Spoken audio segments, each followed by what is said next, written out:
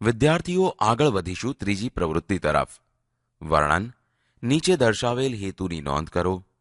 હેતુ આપણી આસપાસ તથા શાળામાંના મિત્રોને મદદરૂપ થવું જોઈએ તે સમજવું. પદ્ધતિ સૌ સાથે.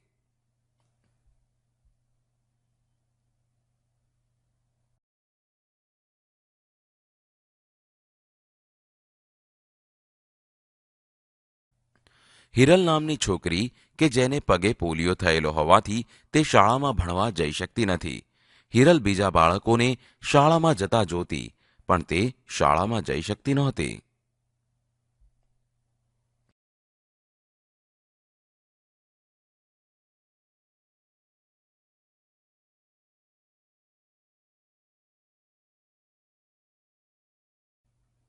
તેને શાળામાં ભણવા જવાનું મન થતું હતું, પણ શું થાય, કેમ કે તે ચાલી શકતી નહોતી.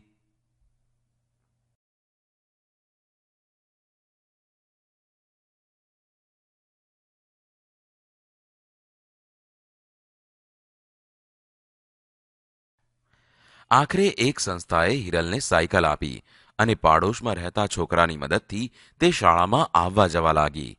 શાળામાં તે નિયમિત જાય છે અને ખુશ રહે છે.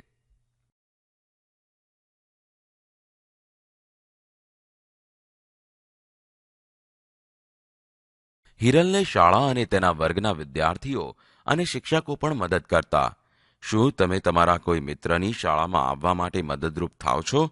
ઘણા બાળકો ડરને લીધે, શારીરિક ખોડખાંપણ અથવા તો આર્થિક પરિસ્થિતિને લીધે શાળાએ જઈ શકતા નથી. આવા બાળકોને આપણે મદદરૂપ થવું જોઈએ.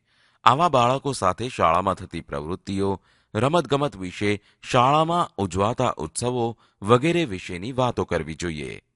હવે આપણે નિર્ણય લઈશું. નિર્ણય.